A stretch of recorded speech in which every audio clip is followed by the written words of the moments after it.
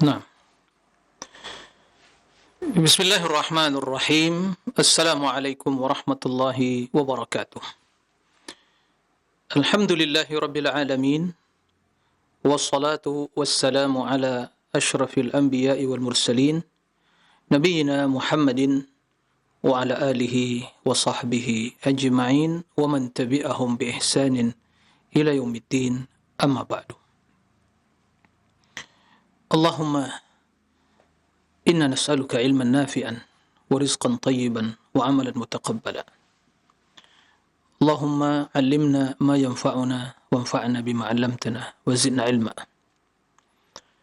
Allahumma arina al-haqqa haqqan warzuqna ittiba'ah wa arina al-batila batilan warzuqna ijtinabah. Ma'asyiral muslimin, para pemirsa kaum muslimin dan muslimat, para pendengar di mana saja antum berada, semoga senantiasa dalam lindungan Allah Subhanahu wa taala.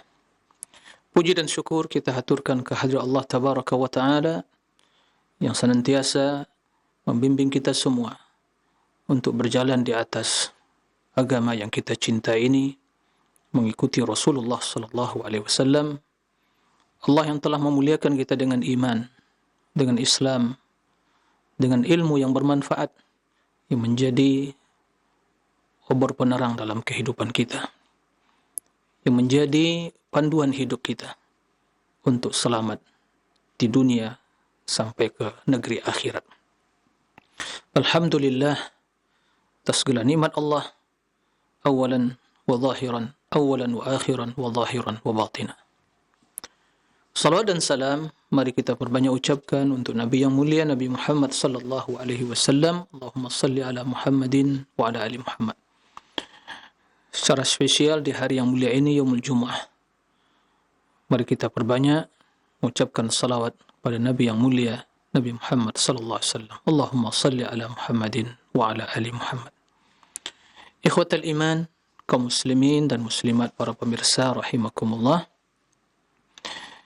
Alhamdulillah kita bisa bersua kembali untuk melanjutkan kajian kita tentang akidah ahli sunnah di dalam memahami nama-nama dan sifat-sifat Allah Subhanahu wa ta'ala. Tauhidi al-asma'i wa sifat. Pada kesempatan yang mulia ini kita akan menjelaskan salah satu dari sifat Allah Subhanahu wa ta'ala, yaitu sifat tangan, yadullah. Telah jelaskan sebelumnya sifat al-kalam,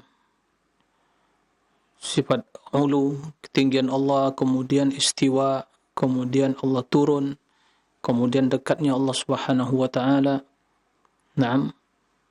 Kemudian pembahasan tentang sifat kalam, telah jelaskan secara detail akidah ahli sunnah, dan penjelasan tentang kebatilan akidah kaum Jahmiyah, Mu'tazilah dan Asy'ariyah yang menyimpang dari akidah ahli sunnah di dalam pembahasan sifat tersebut.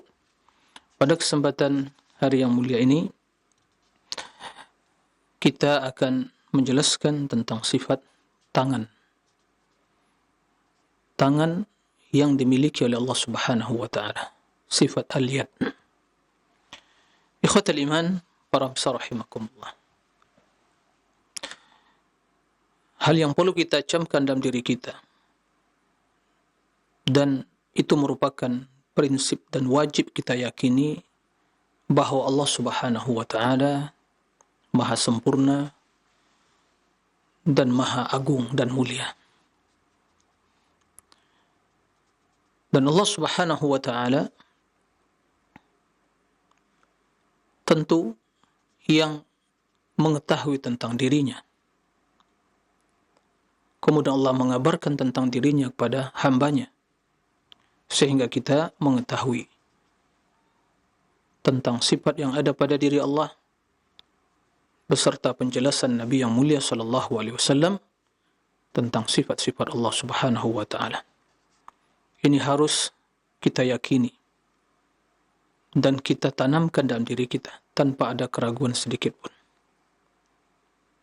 Allah Subhanahu wa ta'ala tidak menyerupai makhluknya. Karena kita mengetahui ada Khalik sang pencipta dan ada makhluk yang diciptakan.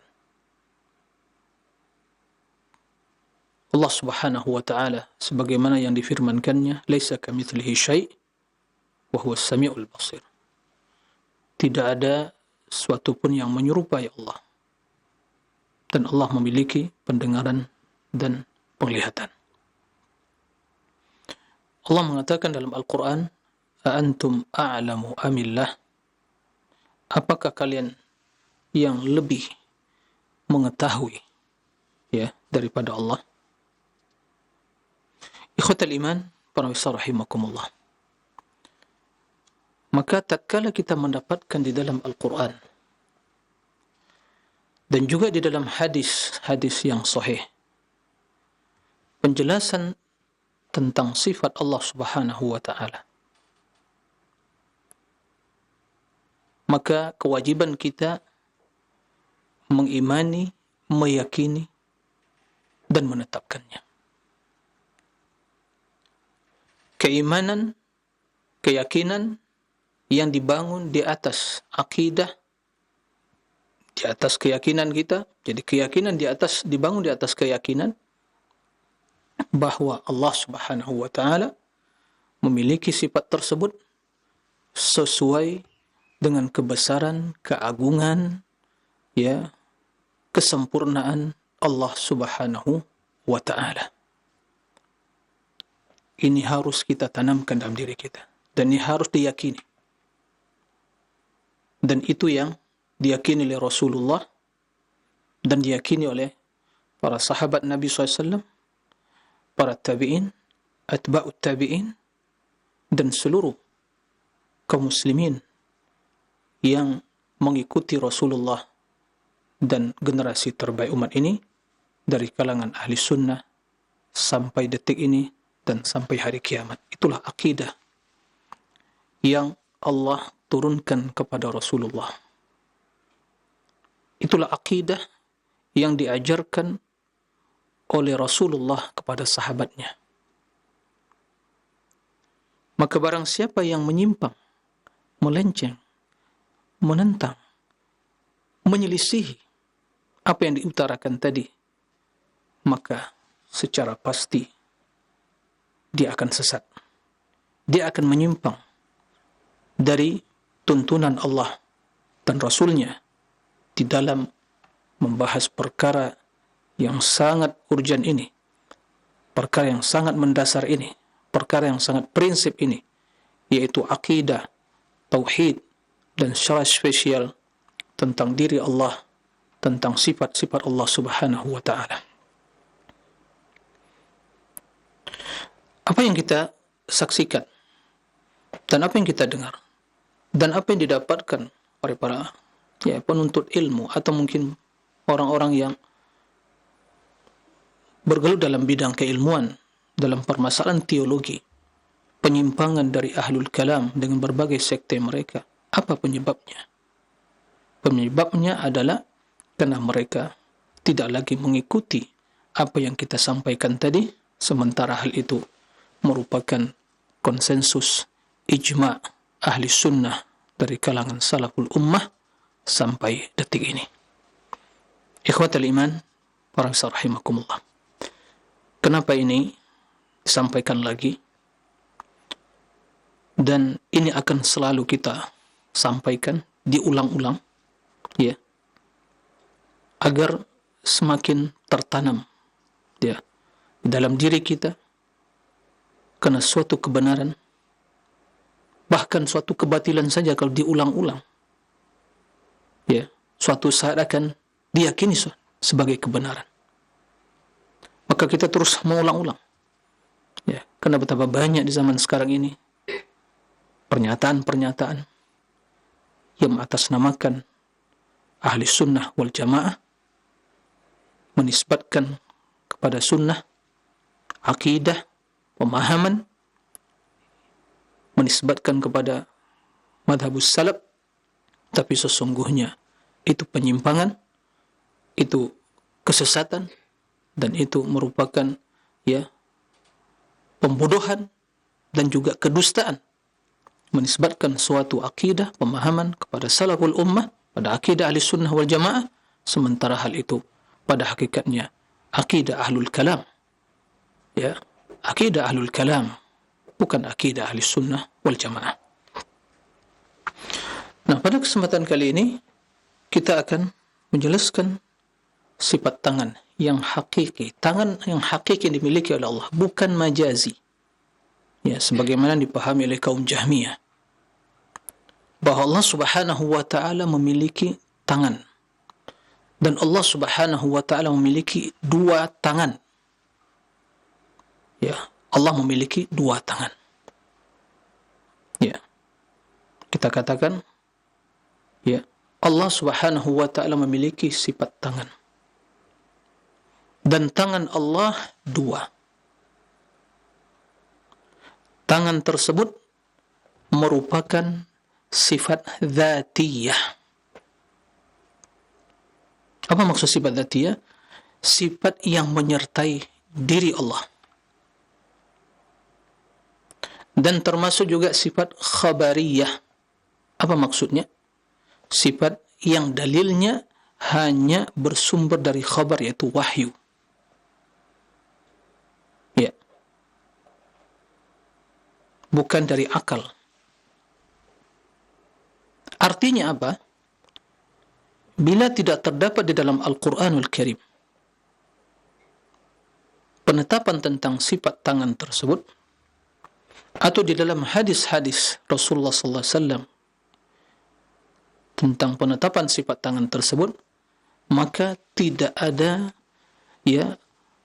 sumber yang bisa kita jadikan untuk menetapkan sifat tersebut. Kenapa demikian?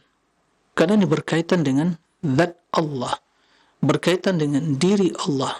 Siapa yang mengetahui tentang diri Allah? Sementara hal itu adalah perkara yang gaib. Ya. Sementara itu perkara yang gaib. Tidak akan mungkin bisa direkayasa dengan logika. Ya, beranalogi. Ya. Tidak akan mungkin. Maka kita hanya kembali kepada khabar, kembali kepada wahyu, kembali kepada Al-Quran dan hadis.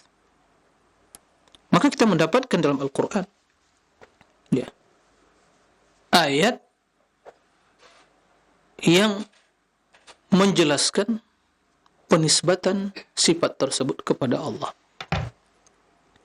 Dan di dalam hadis-hadis yang sahih yang akan kita bacakan terdapat penisbatan sifat tersebut bagi Allah dengan berbagai penjelasan dan sifat-sifat yang berkaitan dengan tangan itu,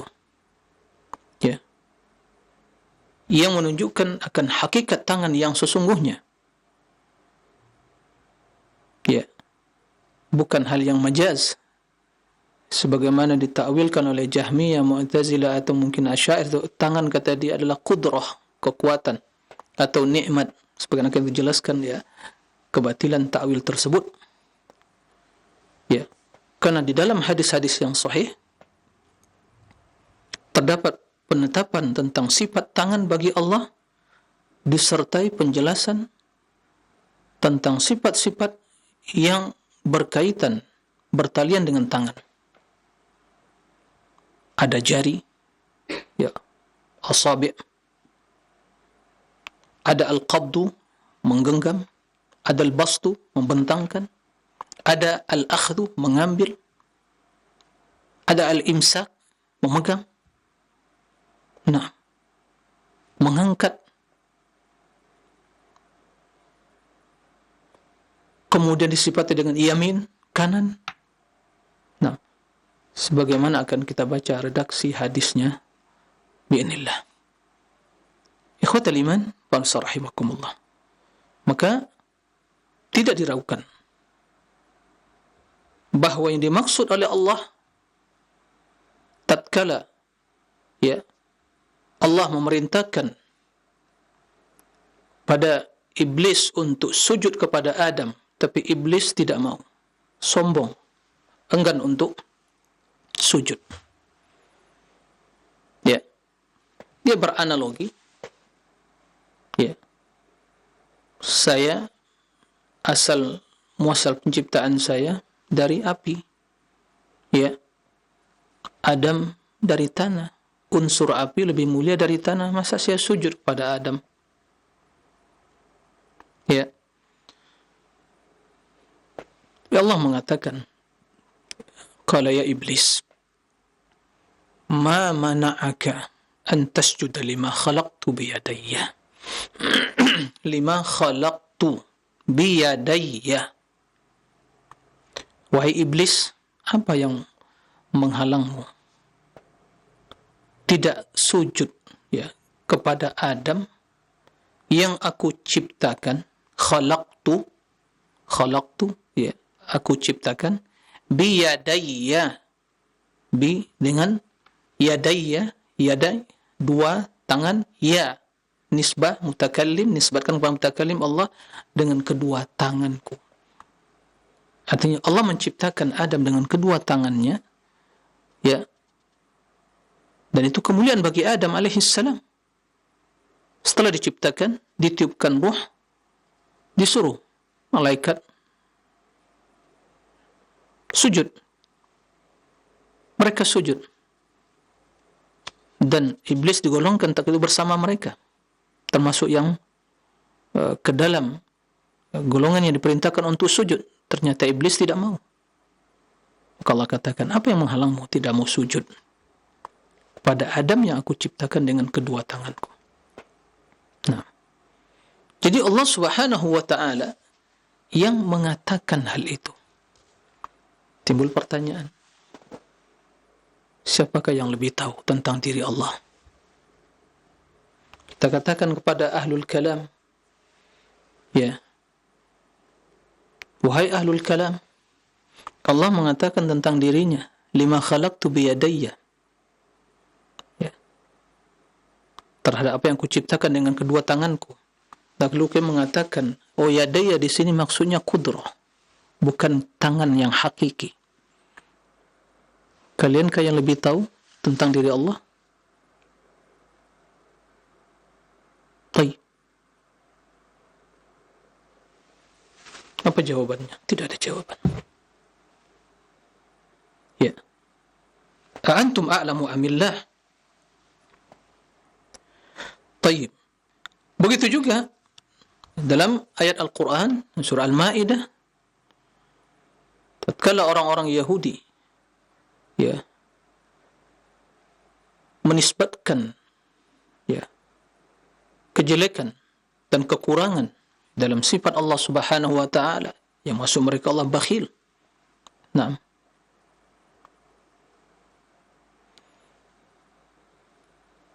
bahwa kata Allah Subhanahu wa ta'ala,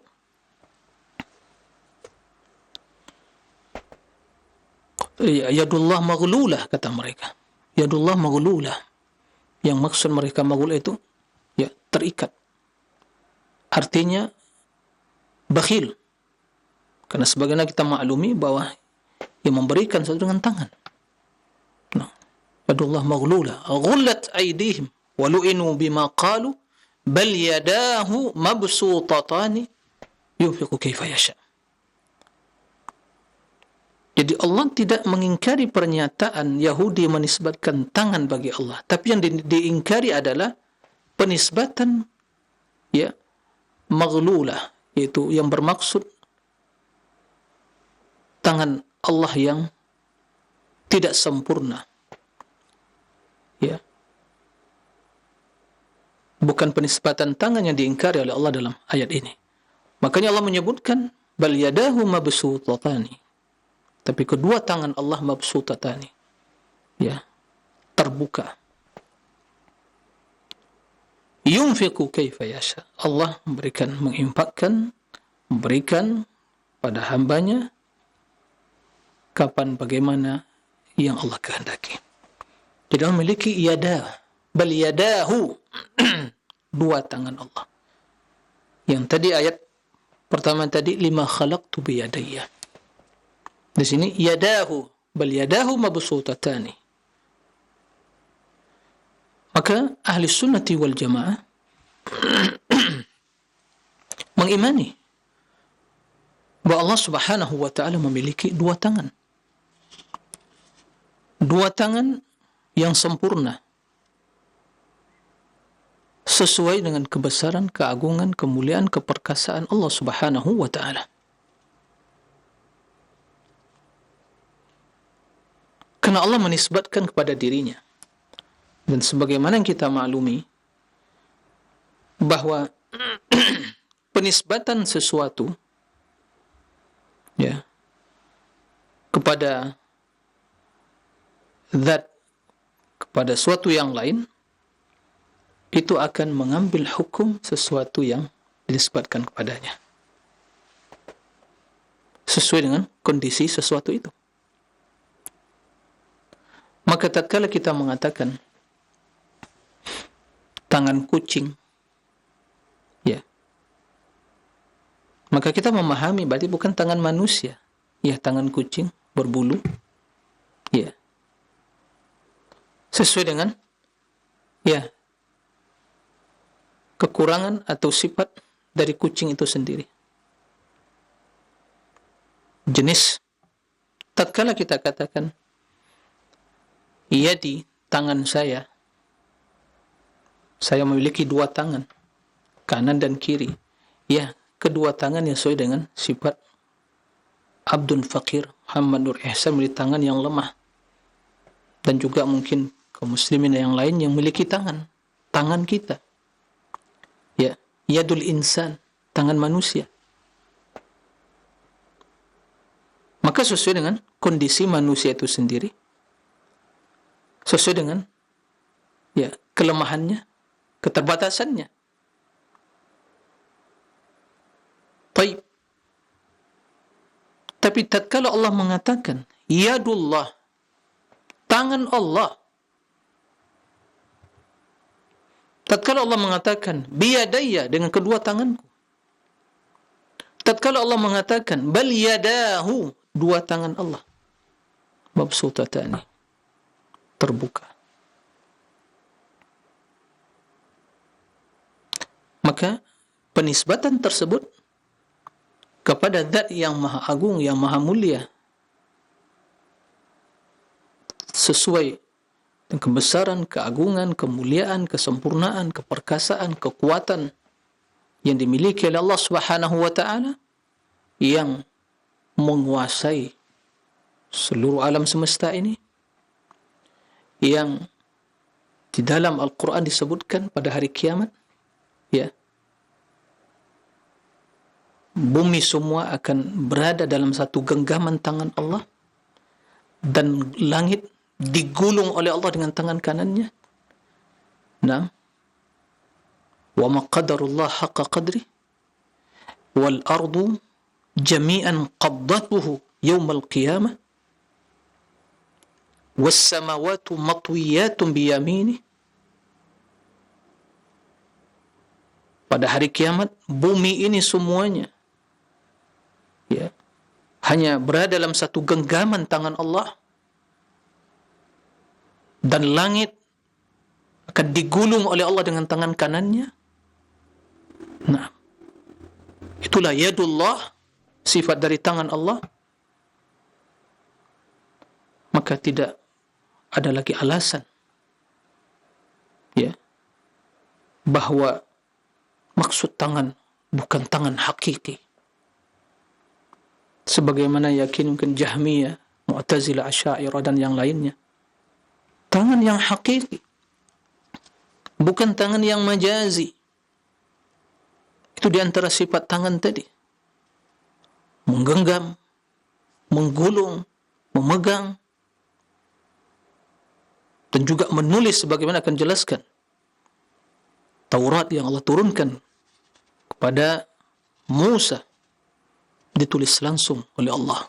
Khatta lakat Taurata biyadih, ditulis oleh Allah langsung Taurat itu dengan tangannya.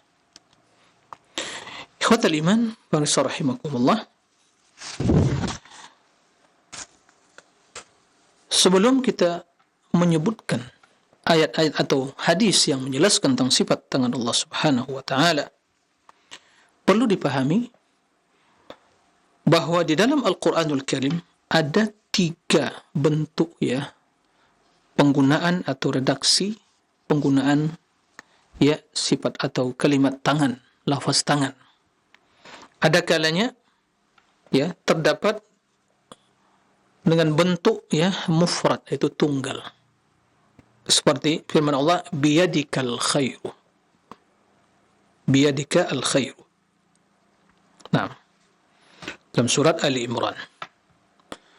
Ada kalanya kita mendapatkan dengan redaksi musanna yang menunjukkan yang mana 2. Lima khalaqtu biyadayya, sebagaimana yang telah kita jelaskan, bal yadahu. Ya. Dan ada kalanya dengan sirah atau lafaz majmu' menunjukkan banyak. Mimma amilat aidina. Tapi di sini dinisbatkan kepada amal. Kemudian juga aidina kalimat majmu'.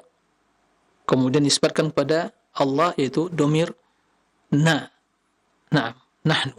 Baik. Maka bila kita mendapatkan ya kalimat mufrad dan itu ya dinisbatkan langsung pada diri Allah ya. Seperti biyadika ya, di tanganmu al khair, kebaikan.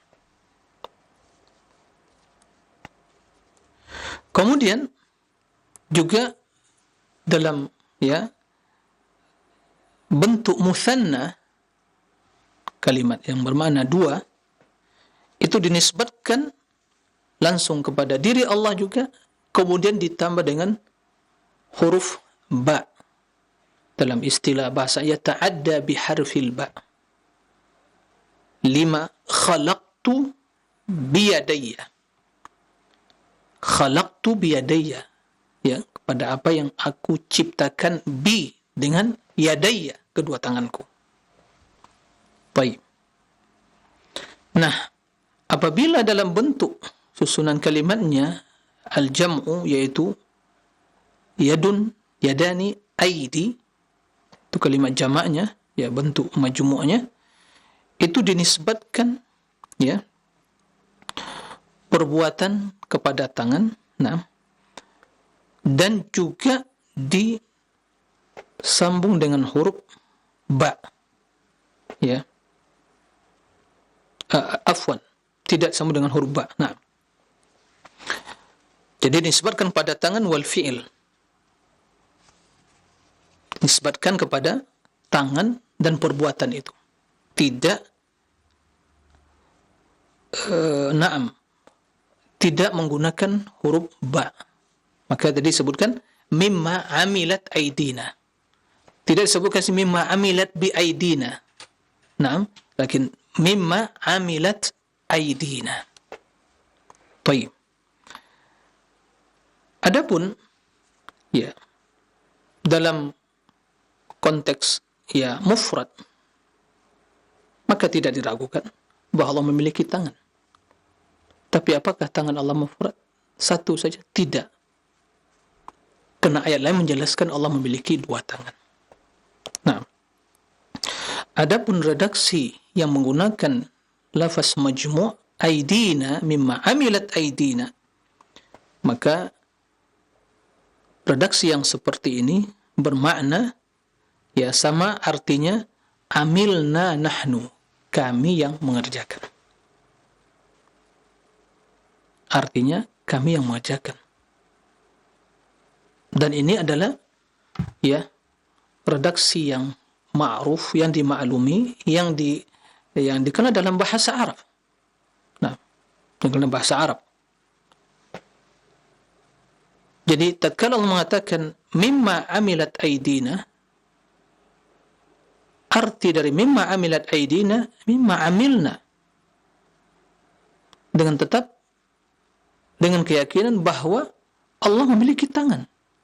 Tapi makna mimma amilat aidina itu sama artinya dengan amilna.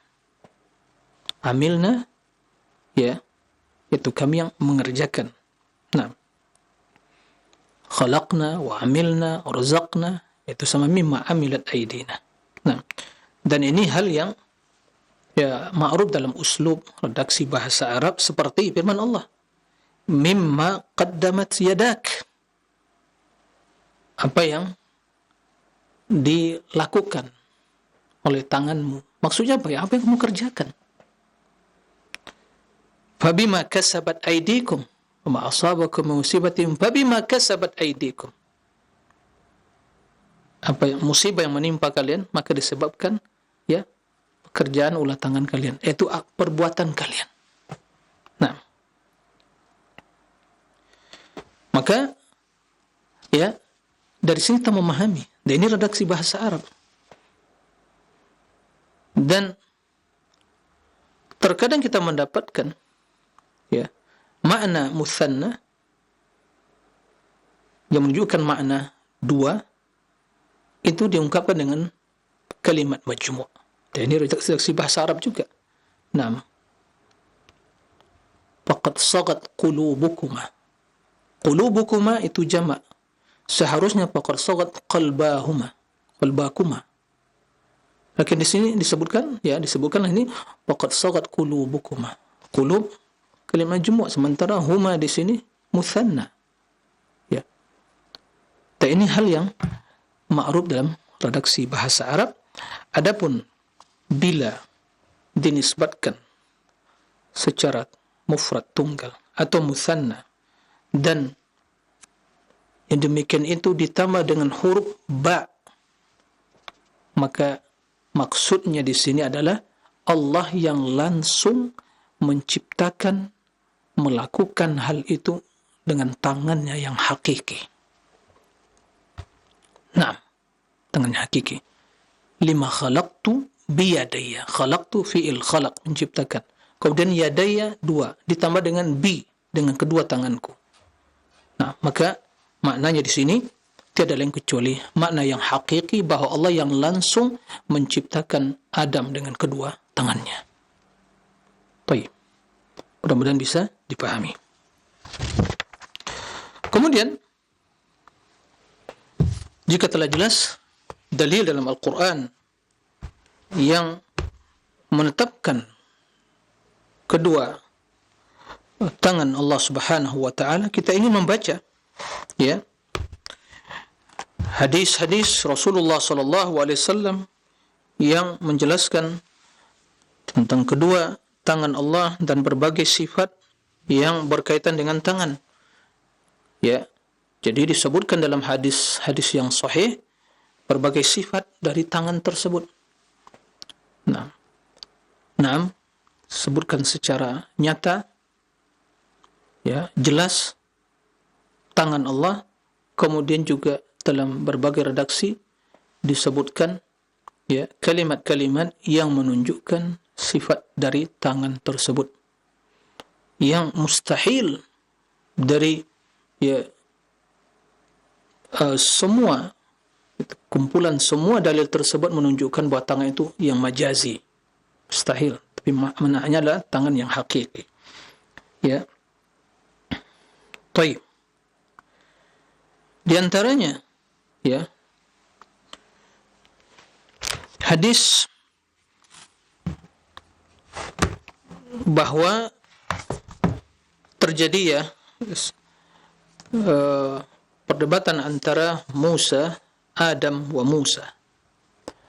Lalu Musa menyesali, wahai Adam, kenapa yang kau keluarkan? Disebabkan kamu makan ya syajaratul khuld, sehingga engkau ya mengeluarkan atau menyebabkan kamu keluar dari surga dan juga anak keturunanmu.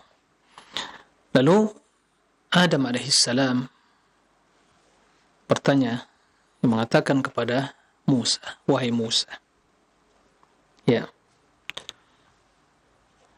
atau sebelumnya Musa berkata kepada Adam alaihissalam, anta alladhi ya khalaqaka Allahu biyadihi, ya, anta alladhi khalaqaka Allahu biyadihi, wahai Adam, engkau yang Allah ciptakan langsung dengan tangannya. lima akhrajtana wa dzurriyyatak lima akhrajta nafsa wa akhrajta dzurriyyatak minal jannah. Disebabkan beliau makan syajarah khul yang sebagaimana kisah yang telah kita maklumi bersama, beliau dikeluarkan Allah dari surga. Nah, itu disesali oleh Musa. Seandainya tidak engkau lakukan hal itu, maka semua keturunanmu akan dalam surga. Lalu Adam menjawab, Anta alladhi istafaka Allahu bikalami wa kataba laka at-taurata biyadi. Wahai Musa, engkau nabi yang dipilih oleh Allah, yang langsung ajak berbicara oleh Allah, kallama Allah Musa taklima, dan yang langsung Allah turunkan Taurat kepadamu yang ditulis dengan tangan Allah langsung. Fil lawh. Jadi di sini disebutkan oleh Rasulullah SAW, hadis yang sahih Bukhari dan Muslim. Nah, bahwa Adam menetapkan tangan Allah, dan Musa juga menetapkan hal itu. Dan ini hadis dalam Sahih Bukhari dan Muslim menjelaskan pada kita bahwa Allah memiliki tangan.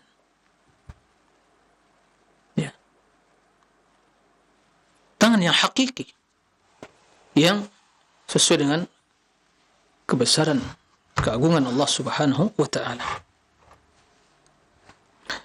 Baik. Kemudian di antara yang menjelaskan bahwa Allah Subhanahu wa ta'ala memiliki tangan yang hakiki, hadis-hadis dalam redaksi yang banyak sekali yang menjelaskan tentang sifat tangan tersebut. Di antaranya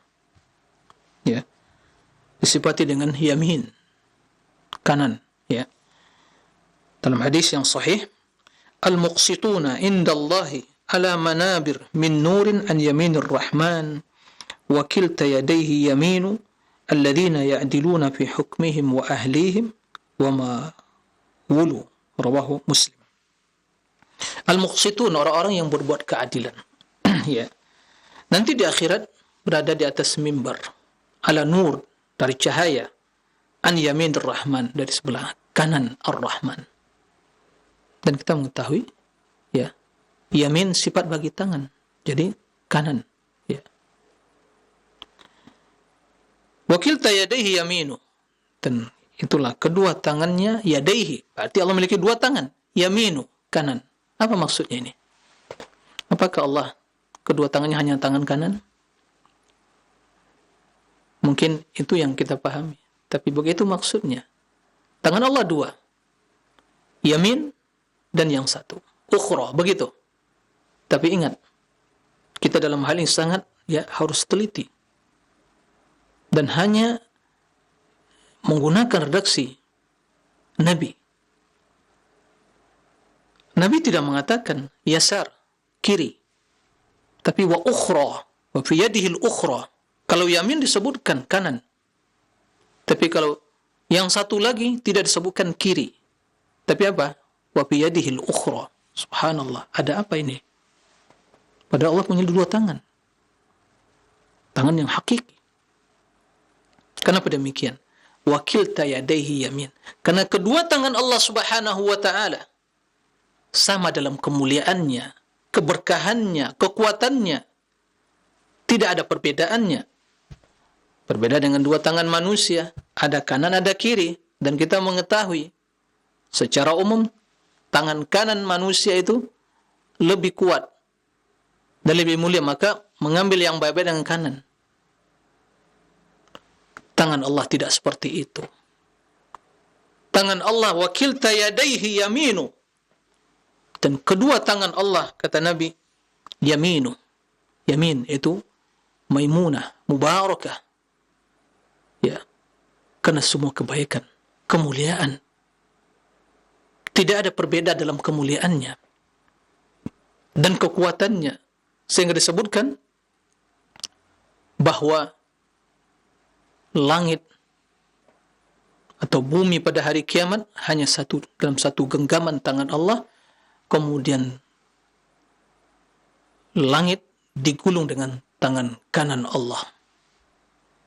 Perhatikan para pemirsa, karena kita berbicara tentang Allah, tidak bisa menggunakan kalimat-kalimat yang kita rekayasa. Dan ini merupakan prinsip akidah ahli sunnah. Ya.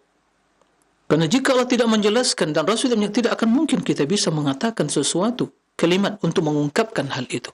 Berbeda ahlul kalam, mereka mengadang-adang buat bid'ah-bid'ah, ungkapan-ungkapan yang tidak sesuai dengan Al-Quranul Karim. Ahli sunnati wal jamaah, mereka yang komitmen dan berpegang teguh dengan redaksi Al-Quran dan hadis.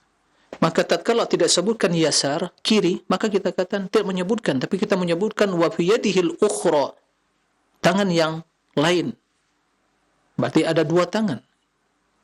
Nah, maka Nabi mengatakan, ya, alladzina, siapa mereka? Orang-orang yang berbuat adil tersebut, muqsitun, ya'diluna fi hukmihim wa ahlihim, mereka yang berbuat adil dalam berhukum, wa ahlihim, dan keluarga mereka, wa ma'wulu, dan orang-orang yang berada di bawah tanggungan mereka.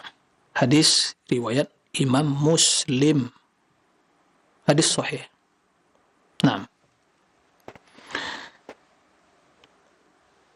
dalam hadis lain Nabi sallallahu alaihi wasallam menjelaskan, yaminullah mal'a la yaghiduha nafaqatun sahha'ul laili wan nahar ara'aytum ma anfaqa منذ خلق السماوات والأرض فإنه لم يغض ما في يمينه والقسط بيده الأخرى يرفع ويخفض إلى يوم القيامة رواه البخاري ومسلم. Artinya, yaminullah, tangan kanan Allah, mal'a, penuh, la yaghiduha nafaqah, tidak akan berkurang apa yang di dada tangan kanan Allah itu, nafaqah. Apapun yang Allah berikan, karunia, pemberian Allah nafaqah, karunia yang Allah berikan kepada hambanya, pada makhluknya, tidak akan berkurang. Kebaikan yang ada di tangan Allah, mal'a, penuh dengan seluruh kebaikan. Biyadikal khair. Ya. Kata Rasulullah SAW, sahha'ul laili wan nahar, Allah yang maha dermawan, di malam, di siang hari, memberikan apa yang ada di tangannya kepada siapa? Pada hambanya, di malam hari, di siang hari. Mabsutatan, terbuka. Ya. Diberikan oleh Allah. Ya. Masing-masing mendapatkan, ya, bagiannya. Ara'aitum, bagaimana pendapat kalian? Ma anfaqa, tidak kalian perhatikan, ya, bahwa apa yang Allah infakkan, apa yang berikan, Allah yang karuniakan, mundu khalqis samawati wal ard, semenjak Allah menciptakan langit dan bumi, dan menciptakan, ya, penghuni keduanya, dan mereka membutuhkan apa? Berbagai rezeki, karunia, dan hajat untuk kehidupan mereka. Allah berikan kepada mereka semuanya. Lam yaghid ma fi yamin, tidak berkurang sedikit pun apa yang ada di tangan Allah. Biyamini, tangan kanan Allah. Wal qistu biyadil ukhra, dan keadilan berada di tangan yang satu lagi. Lihat, redaksi Nabi tidak mengatakan biyadihi al-yusra, tangan kirinya, tapi biyadihi al-ukhra, di tangan kanan, di tangan yang satu lagi, al-qistu, keadilan. Yarfa wa yakhfid, Allah angkat, Allah turunkan, ya, sesuai dengan kehendak Allah Subhanahu wa taala, ila yaumil qiyamah, sampai hari kiamat. Ya subhanallah. Ini sebagai pertanda wakil tayadaihi yamin, kebaikan.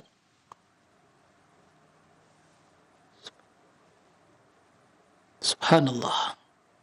Ini redaksi siapa ini? Perkataan Nabi yang berbicara dengan wahyu, bukan dengan hawa nafsu. Itu sifat tangan, yamin. Ya. Mengangkat menurunkan. Wa biyadil ukhra, ini menjelaskan bahwa Allah memiliki dua tangan. Yang satu disifati dengan yamin, yang satu ukhra, tangan yang kedua. Tidak disebutkan apakah kiri. Maka bila dia mengatakan apakah yang satu tangan kiri, tidak katakan tangan kiri, tapi Allah memiliki dua tangan. Yang pertama yamin, yang satunya lagi ya tangan Allah yang penuh dengan keadilan. Subhanallah.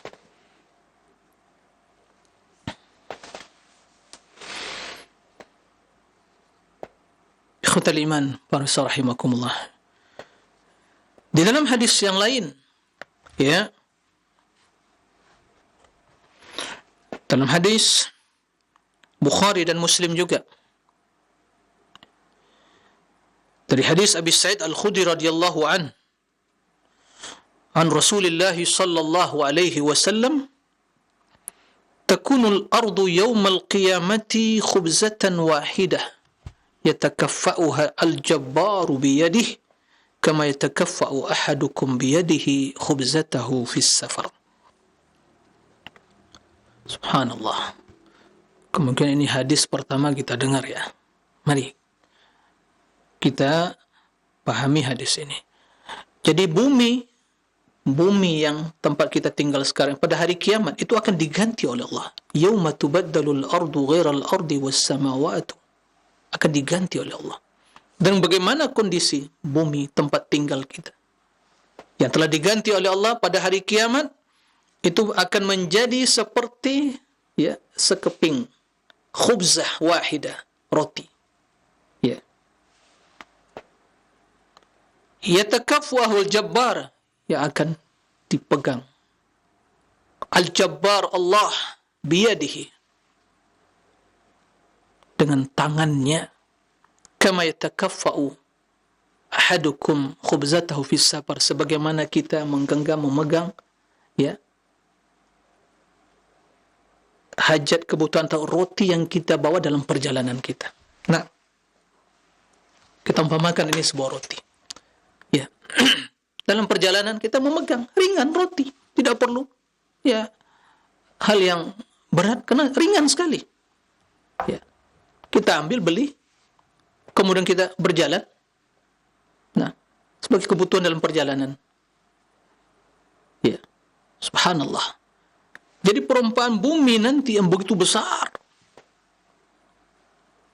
pada hari kiamat hanya dipegang oleh Allah dengan tangannya, seperti menjadi ya khubzatan wahidah, satu keping roti. Subhanallah, begitu kecil.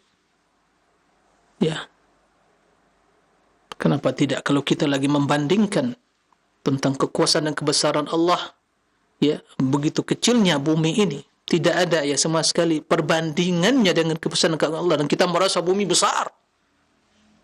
Sungguh sangat kecil di sisi Allah Subhanahu wa taala. Jangankan dibandingkan dengan Allah, dibandingkan dengan ars, tidak usah dengan ars, dengan kursi saja dah. Kursi. Kita mengetahui kursi, apa kata Allah ayat kursi? Wasi'a kursiyuhus samawati wal ard. Kursi meliputi langit dan bumi. Lalu bagaimana perbandingannya? Seperti sekeping uang logam ya yang kita lemparkan di padang Sahara. Di padang Sahara yang luas, perbandingan sekeping uang logam tadi dengan padang Sahara yang luas, sungguh tidak ada perbandingan. Dan perbandingan antara kursi dengan Arsyur Rahman, makhluk yang paling tinggi, paling mulia, paling agung, paling besar dan paling berat, itu Arsy, seperti perumpamaan sekeping uang logam tadi, ya, berada di padang Sahara. Allahu Akbar. Lalu bagaimana Rabbul Alamin? Allahu Akbar. Tidak ada perbandingan. Maka tidak heran kita. Bahkan ini menambah keyakinan keagungan Allahu Akbar. Ya. Dan ini juga menjelaskan kepada kita, tatkala kita menyebutkan hadis tentang turun Allah. Ya. Jadi begitu kecil bumi ini. Dan itu semua akan hanya berada, ya, telapak tangan Allah Subhanahu wa taala dipegang oleh Allah. Bagaikan kita memegang apa? Sekeping roti yang kita bawa dalam perjalanan kita. Hadis ini diriwayatkan oleh Imam Bukhari dan Muslim.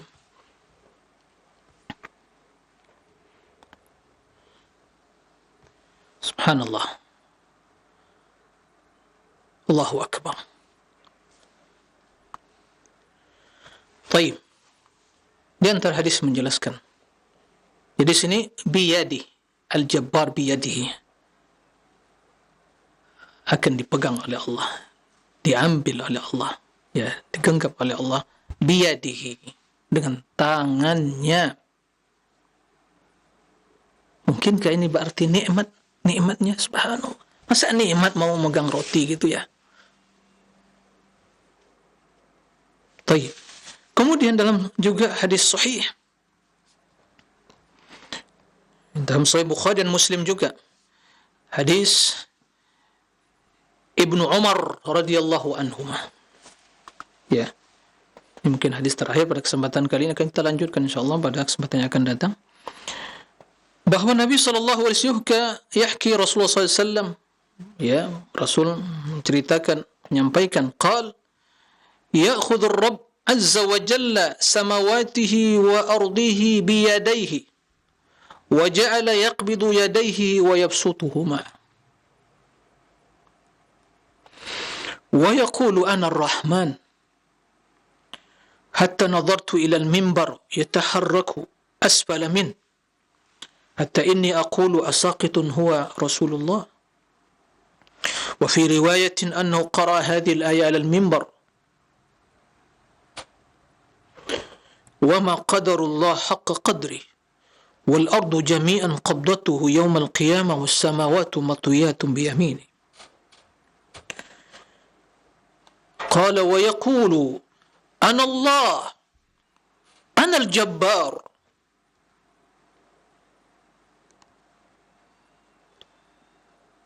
سبحان الله.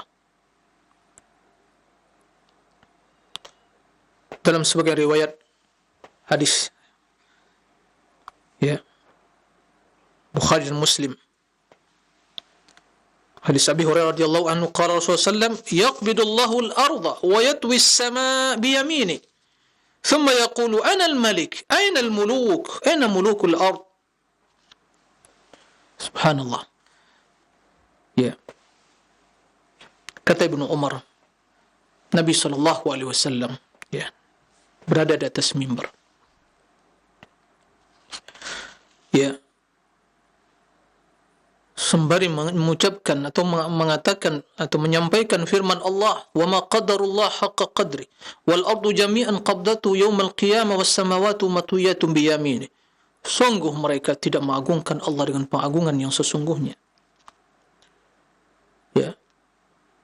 Sementara langit, sementara bumi semuanya pada hari kiamat hanya berada dalam satu genggaman tangan Allah, dan langit digulung oleh Allah dengan tangan kanannya. Nabi menyampaikan hal itu di depan para sahabat. Ya'khudhu ar-rabbu samawati wa ardihi bi na'am ya'khudhu ar-rabbu azza wa jalla samawati wa ardihi bi yadayhi. Allah akan mengambil, ya, akan memegang. Ya'khudh, diambil oleh Allah, dipegang oleh Allah. Samawatihi wa ardi, langit dan bumi, biyadaihi, dengan kedua tangannya. Wa ja'ala yaqbidu yadaihi wa yabsutuha. Kemudian Nabi sallallahu alaihi wasallam, ya, mempertegas makna tersebut, memperlihatkan pada para sahabat sembari, ya, menggenggam, ya, mengepal tangannya dan membukanya. Karena begitu makna yabsut, ya, diambil dan dikepal. Nah, bukan begitu, bukan seperti tangan Nabi, tidak. Tapi ini menunjukkan itu makna yang hakiki. Allah akan melakukan hal itu. Sembari mengatakan, Ana Ar-Rahman. Kata Allah, aku adalah Ar-Rahman. Nah, sampai Umar melihat, ya, mimbar bergerak. Ya. Begitu Nabi SAW, ya, menjelaskan, begitu membaca Anur Rahman, ya, seolah Nabi SAW ya melihat kondisi mimbar tersebut bergerak. Karena Nabi SAW tak kala membaca tersebut sembari memperlihatkan pada sahabat dengan menggenggam kedua tangannya, mempertegas makna. Bukan seperti itu genggaman tangan, tapi mempertegas makna ma'am itu akan terjadi, sehingga membuat mimbar beliau bergerak. Sampai-sampai Umar mengatakan, asaqitun Rasul, apakah Rasul jatuh dari mimbarnya? Ini sebagai pengagungan Allah Rasul kepada Allah Subhanahu wa taala, dan sembari membaca, sungguh manusia tidak mengagungkan Allah. Ya. Bumi semuanya pada hari kiamat berada dalam satu genggaman tangan Allah, dan langit akan digulung oleh Allah Subhanahu wa taala. Sembari mengatakan, Anallah, akulah Allah. Anal Jabbar, akulah, kata Allah, Al-Jabbar, yang berkuasa, yang perkasa. Nah, aku dah menyebutkan hadis tadi. Aina mulukud dunia, mana para penguasa-penguasa yang pernah berkuasa di dunia ini, yang sombong dan angkuh, mana mereka? Dalam sebagian riwayat lain disebutkan, yaqbidullahu al-ardh, akan digenggam oleh Allah al-ardh, wa yatwi as-sama' biyamini, akan digulung langit dengan tangan kanannya, thumma yaqulu ana al-malik, akulah raja. Aina mulukul ardi, mana mereka penguasa-penguasa dan raja-raja yang ada di dunia ini? Limanil mulkul yaum, siapakah yang memiliki kekuasaan pada hari itu? Lillahil wahidil qahar, hanya Allah. Ini di antara dalil menjelaskan bahwa Allah memiliki tangan. Itu sifat tangan Allah. Ya. Taib. Para pemirsa rahimakumullah, itu sebagian hadis. Bi'idznillah kita akan jelaskan hadis selanjutnya pada pertemuan yang akan datang, dan kita akan membantah, menjelaskan kebatilan pentakwilan ahlul kalam yang mentakwil sifat tangan dengan apa? Kekuatan kata mereka atau nikmat. InsyaAllah pada kesempatan yang akan datang. Demikian. Wallahu a'lam. Nah, Ustaz, barakallahu fikum wa jazakallahu khairan. Terima kasih atas kesediaan Ustaz untuk menyampaikan pelajaran dan bimbingan yang bermanfaat pada kesempatan Jumat pagi hari ini. Semoga Allah memberikan taufik kepada kita semuanya untuk bisa memahami pelajaran yang disampaikan, juga bisa menyampaikan kepada keluarga kita, orang-orang terdekat, dan mengamalkannya dalam ketaatan kepada Allah Subhanahu wa ta'ala. Selanjutnya kami berikan kesempatan untuk Anda yang bertanya seputar pembahasan ini. Halo. Assalamualaikum warahmatullahi wabarakatuh, Bari. Ya, waalaikumsalam warahmatullahi wabarakatuh. Pak Mul, silahkan pertanyaannya. Izin bertanya, Ustaz. Ketika Allah Subhanahu wa taala menciptakan makhluknya sesempurna dan sebaik mungkin dan seindah mungkin. Ya. Tapi Ustaz, ketika lahir dia cacat, Ustaz. Ada yang nggak punya tangan, nggak punya kuping, kemudian ada yang kembar siam dan yang lainnya, Ustaz. Bagaimana kita memahami dalil ini, Ustaz? Ya, baik. Terima kasih, semoga kami dapat ilmu yang bermanfaat, Ustaz. Assalamualaikum warahmatullahi wabarakatuh. Silakan, Ustaz.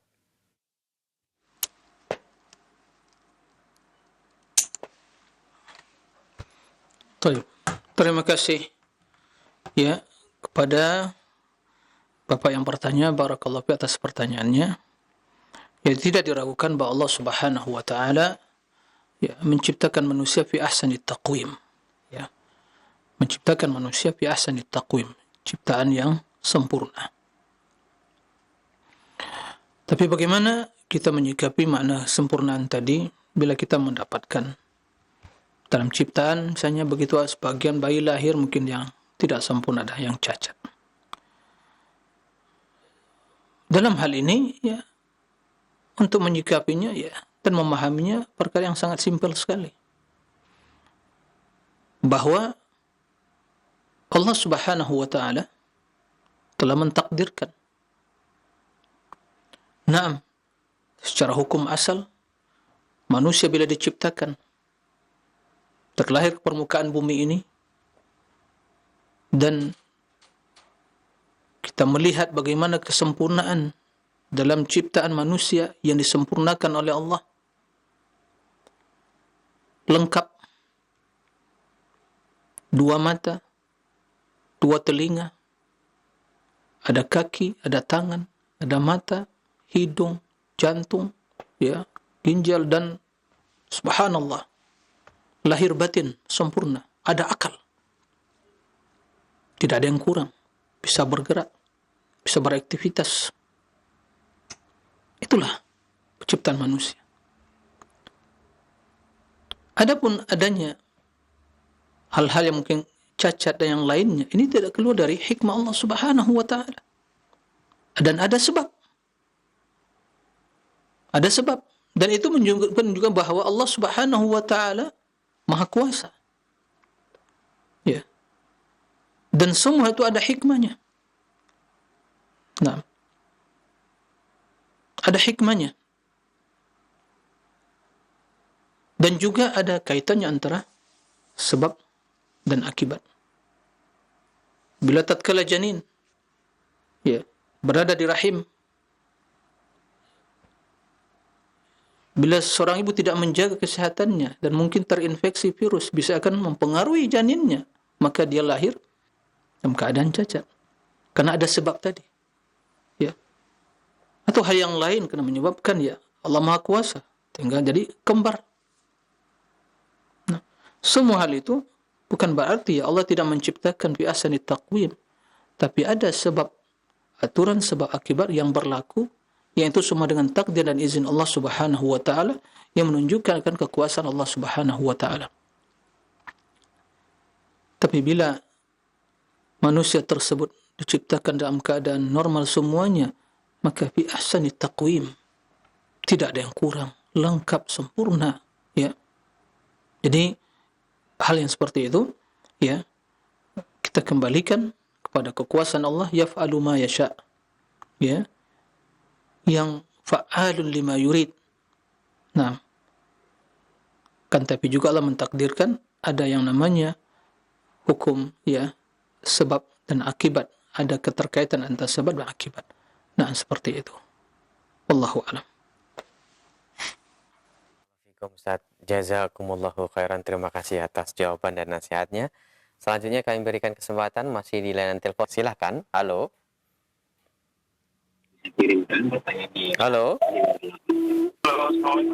Waalaikumsalam. Dengan Bapak siapa di mana? Dengan Ahmad di Bekasi, Ustaz. Silahkan Pak Ahmad, pertanyaannya langsung saja.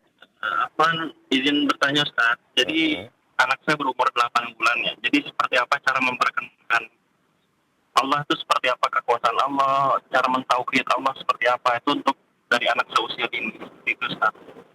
Jazakallah khairan, Ustaz. Assalamualaikum warahmatullahi wabarakatuh. Waalaikumsalam warahmatullahi wabarakatuh. Silahkan Ustaz.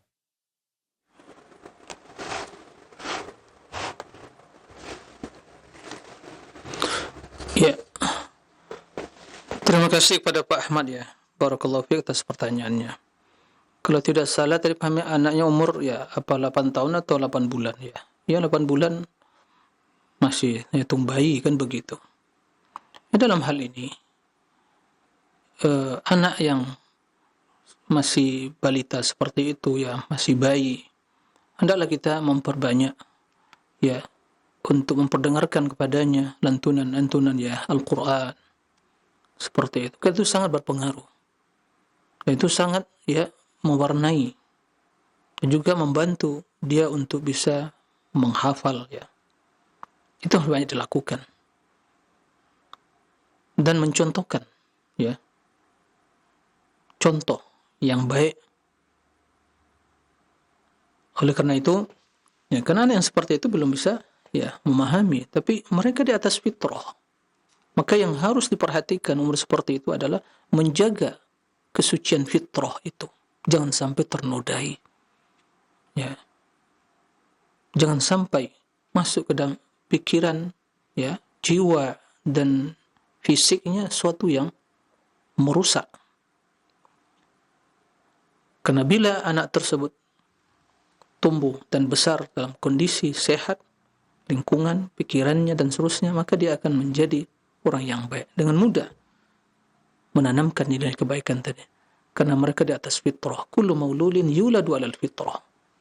Fa abawahu yuhawwidanihi aw yunassirani aw yumajjisani. Setiap yang lahir dalam keadaan fitrah. Apa maksud fitrah tersebut? Kesiapan diri dia untuk menerima kebenaran itu, karena tidak bertolak belakang dengan fitrah. Maka begitu dan mulai dia berbicara, mulai memahami dan balik, dengan mudah kita menanamkan nilai kebenaran tadi. Kenapa? Fitrahnya masih lurus. Fitrahnya, ya. Tapi bila terjadi, ya, perubahan, terkontaminasi lingkungan, terutama orang tua, maka kata Nabi, kedua orang tuanya yang akan menjadikan dia sebagai Yahudi, Nasrani atau Majusi. Apa maksudnya? Lingkungan membuat pikirannya sesat, ya, akidahnya sesat, pikirannya ya menyimpang, dan akhlaknya jelek. Pengaruh dari lingkungan tadi. Dan paling dekat yang senantiasa bersama anaknya, kedua orang tuanya, saudara-saudara dan yang lainnya. Maka dalam hal ini perbanyak untuk diperdengarkan kepadanya ayat Al-Quranul Karim. Nah, kemudian begitu dia telah mulai sedikit bisa berbicara dan memahami sedikit banyak dari ungkapan kita, kita mengajak, ya, untuk, ya, secara perlahan-lahan melihat dirinya, ya, kemudian bagaimana tentang keindahan alam semesta ini, melainkan inilah ciptaan Allah dan seterusnya. Seperti itu. Nah, wallahu a'lam. Barakallahu fikum Ustaz, terima kasih atas nasihat dan jawabannya. Kami akan beralih ke pesan singkat yang telah masuk. Di kesempatan kali ini ada pertanyaan kita dari Saudara Fikran Alam Syah Sondak dari Manado. Pertanyaan sebagai berikut, Ustaz. Saya ingin bertanya, Ustaz, jika Allah Subhanahu wa Ta'ala sudah mengetahui atau sudah mentakdirkan kita masuk neraka, lalu untuk apa kita diciptakan? Mohon dijawab, Ustaz. Silakan.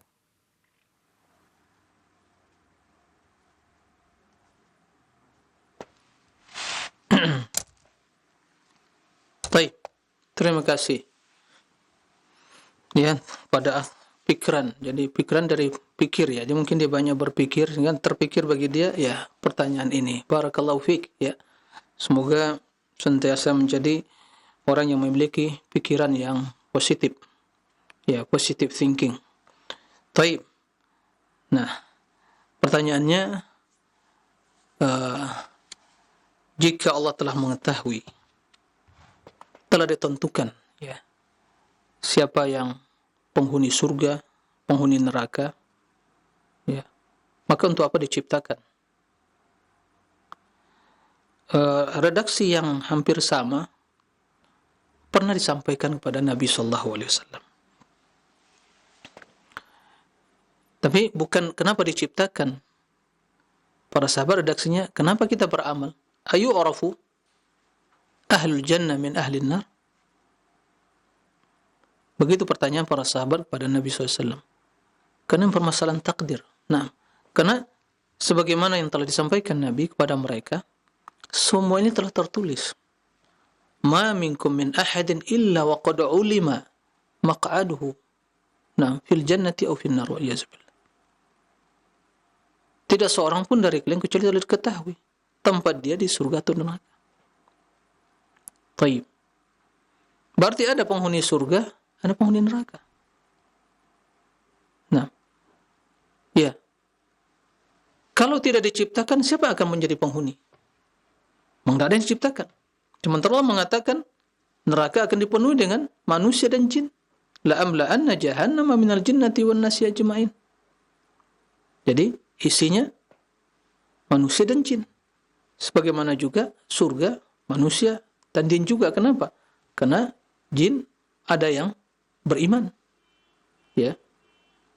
Sebagai manusia perintahkan beribadah, jin juga. Wa ma khalaqtul jinna wal insa illa liya'budun. Nah, maka yang taat masuk surga. Yang kufur atau yang bermaksiat masuk neraka. Baik.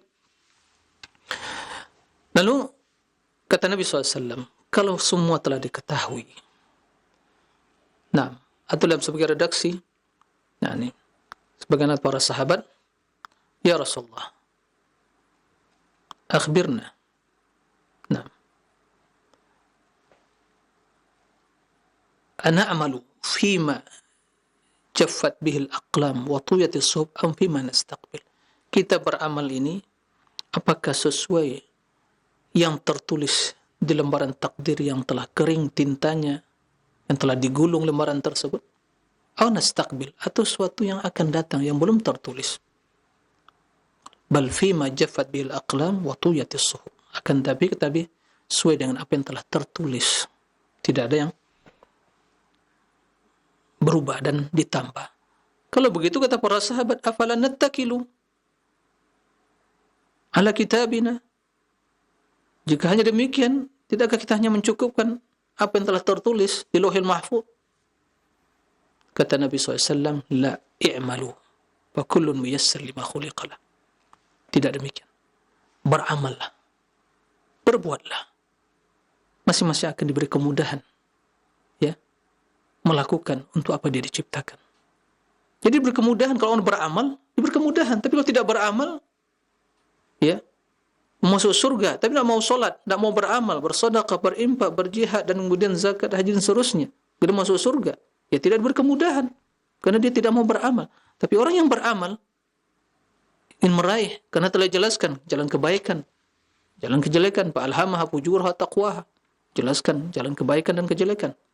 Nah, hadainahu najdain, dua jalan.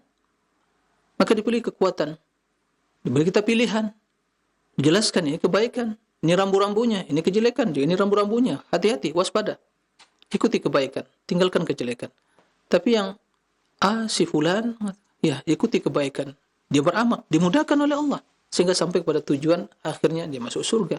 Tapi yang satu tidak mau beramal, mau mengikuti syaitannya atau jiwa yang mengajak pada kejelekan, ya tidak dimudahkan bagi dia, maka terjerumus dalam neraka. Semua itu telah ditakdirkan. Akan tapi kita tidak mengetahui apa yang telah ditakdirkan. Tidak ada yang mengetahui apa yang telah ditakdirkan di Lauhil Mahfuz tadi, kecuali bila itu terjadi yang kita jalani. Dan perkara di surga, dunia, surga, akhirat, tidak ada yang mengetahui apakah dia dari penghuni surga atau penghuni neraka. Tapi dia hanya bisa beramal, kan, oh ini tanda-tanda penghuni surga, ini sifat-sifatnya. Makanya satu pernyataan yang begitu zalim, yang sombong, pernyataan kesombongan, yang telah kesombongan, ya, yang mengklaim bahwa kalau dia ikut kelompok ini, organisasi ini, udah penghuni surga. Kalau dia di luar dari kelompok ini, neraka. Ya, waliyazubillah. Ada lagi mengatakan, kalau Anda ikut kelompok ini, golongan ini, Anda dah beli tiket untuk surga. Waliyazubillah. Ada kesombongan apa ini? Ya, ini seorang yang sombong. Dia menjamin satu kelompok dah surga bagi dia, yang lain neraka. Waliyazubillah. Ya, maka kita beramal. Beramal. Jangan tinggalkan amal. Karena itu untuk meraih kebaikan tadi. Maka di sini, ya, keimanan kepada takdir harus menggabungkan dua hal. Mengimani bahawa semua hal itu telah tertulis dalam mahfuz, kemudian harus beramal, menggabungkan antara takdir dan syariat. Mengimani dan melaksanakan. Itu baru benar. Ya, baru benar keimanan pada takdir tadi. Jadi berusaha. Bukan berpangku tangan, berusaha. Ini kata Nabi SAW, i'malu fa kullun muyassar lima khuliqalah. Naam. Fa amma man a'ta wattaqa wa saddaqa bil husna fasanuyassiruhu lil yusra. Wa amma man bakhila wastaghna wa kadzdzaba bil husna fasanuyassiruhu lil usra. Jadi yang beramal kebaikan diberi kemudahan. Yang beramal kejelekan, ya, maka diberi kesulitan. Seperti itu. Nah, inilah iman kepada takdir yang harus kita pahami dan harus kita, ya, amalkan. Nah, demikian, wallahu a'lam. Baik, Ustaz, barakallahu fikum wa jazakallahu khairan. Terima kasih atas jawaban dan nasihatnya. Dan kami akan bacakan dari pesan singkat yang telah masuk dari Bapak Admal di Bandung yang bertanya, Assalamualaikum warahmatullahi wabarakatuh Ustaz. Ana mau bertanya sebagai orang awam, apakah benar takdir seorang itu bisa dirubah jalannya? Silakan Ustaz.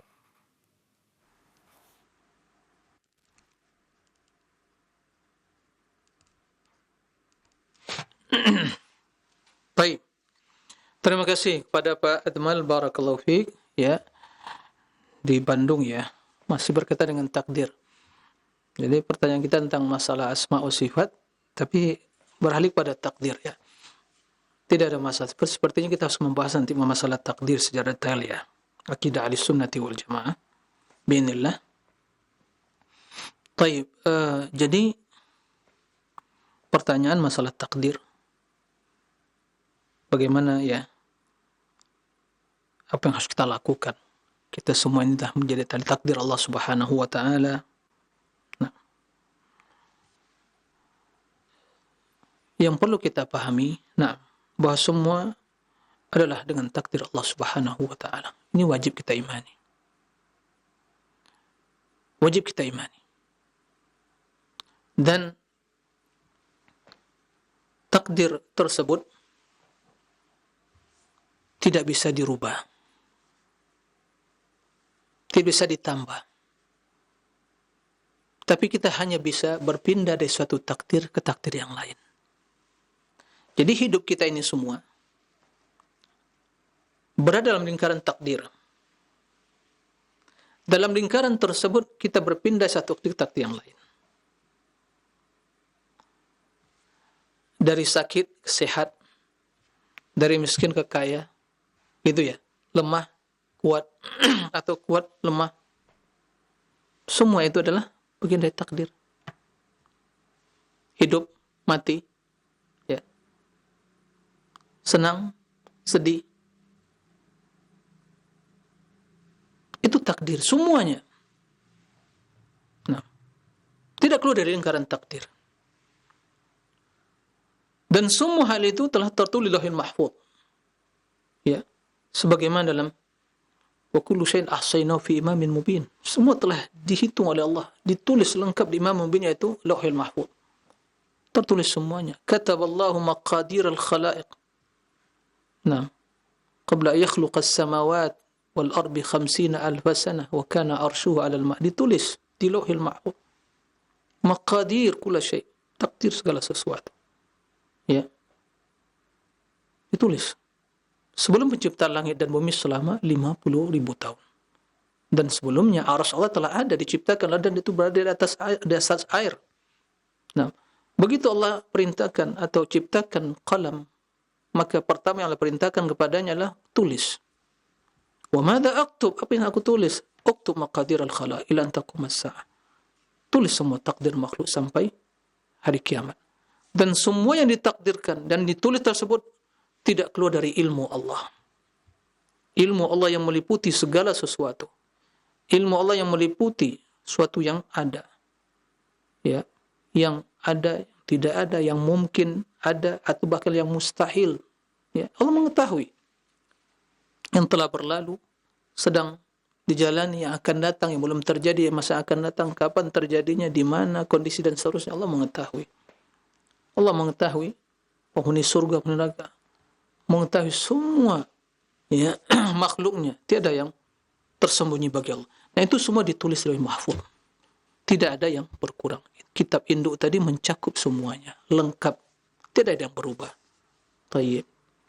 Kita hanya bisa melakukan apa? Berbuat, berpindah dari suatu takdir. Nafirru minal qada ilal qadar. Lari satu takdir yang lain. Ustaz, bukankah dalam hadis sebutkan la yaruddu al-qadar illa du'a? Bahwa tiada yang bisa menolak takdir kecuali doa. Berarti berubah, Ustaz. Kalau saya berdoa berarti berubah takdir. Tidak. Takdir tidak berubah. Tapi Allah memberikan atau menurunkan sesuatu pada hamba, ditakdirkan bersyarat. Nah, kalau hamba tersebut melakukan, maka yang ditakdirkan terpenuhi. Kalau tidak, maka yang sebaliknya terdapat. Allah memberikan seorang hamba akan mendapatkan musibah dan Tapi kalau dia berdoa kepadaku, maka bala dan takdir atau bala dan cobaan tersebut tidak menimpa dia. Tapi begitu dia tidak berdoa, ya, yang terjadi apa? Yang menimpa dia. Jadi doa itulah sebab, dan itu ditakdirkan oleh Allah untuk memindahkan kondisi seorang hamba dari suatu kondisi pada yang lain. Dengan doa tersebut Allah mengabulkan sehingga seorang hamba selamat dari apa yang dia khawatirkan, atau seorang hamba mendapatkan apa yang dia inginkan dengan doa. Begitu. Bukan yang tertulis, ya, A nanti berubah jadi B. Tidak seperti itu. Karena semua itu ditakdirkan Allah. Kalau dia melakukan begini, ini akan terjadi. Kalau dia tidak berdoa, ini akan terjadi. Semua itu dalam lingkaran takdir. Ya. Maka nafiru min qadrillah qadrillah. Ditakdirkan kita lapar. Bagaimana untuk bisa hilang rasa lapar? Kita pindah takdir lain apa? Makan. Kita ingin mendapatkan keturunan. Bagaimana bisa pindah kepada takdir tanpa keturunan? Ya, nikah. Kita sakit. Takdir Allah. Bagaimana untuk bisa sehat? Ya berpindah dari sakit ke sehat. Bagaimana? Berobat. Berobat itu yang Allah takdirkan bahwa obat itu bermanfaat. Begitu seterusnya. Itulah hakikat takdir. Ya. Itulah yang harus kita jalani. Nah, jadi tidak ada yang berubah. Tidak ada yang berubah. Semua telah dijalani. Ustaz, seorang takdir hidup 60 tahun. Tapi ternyata ada virus corona, dia meninggal, 50 tahun sudah meninggal. Berarti kurang umurnya. Tidak. Dengan adanya virus tadi, ya, berarti sampai ajalnya. Lalu yang bagaimana 10 tahun lagi? Berarti 10 tahun, ya. Tapi kita apakah tadi 60 tahun hidup? Tidak. Tapi kalau seandainya ditakdirkan, si fulan umurnya 60 tahun. Tapi kalau begitu datang virus corona, dia tidak menjaga kesehatan, malah ikut, ya, berbau dengan orang yang terinfeksi itu, maka dia terinfeksi virus. Dia imunnya lemah, tidak kuat. Maka menjadi sebab dia meninggal. Itulah ajal dia, itulah takdir dia. Tapi kalau dia lockdown, tidak keluar, menjaga diri, imunnya dipertahankan, selamat dia. Oh, sampai 60 tahun datang ajalnya. Jadi itu semua adalah lingkaran takdir yang tidak akan mungkin bisa keluar dari apa yang telah ditulis di Lauhil Mahfuz. Begitu kita memahami maksud bahwa tidak ada yang bisa menolak takdir kecuali doa. Nah, demikian mudah-mudahan bermanfaat. Wassallallahu wasallam bina Muhammadin wa alihi wa sahbihi wasallim wa akhiru da'wana alhamdulillahi rabbil alamin. Subhanakallahumma bihamdik asyhadu an la ilaha illa anta astaghfiruka wa atubu ilaik. Wassalamu alaikum warahmatullahi wabarakatuh.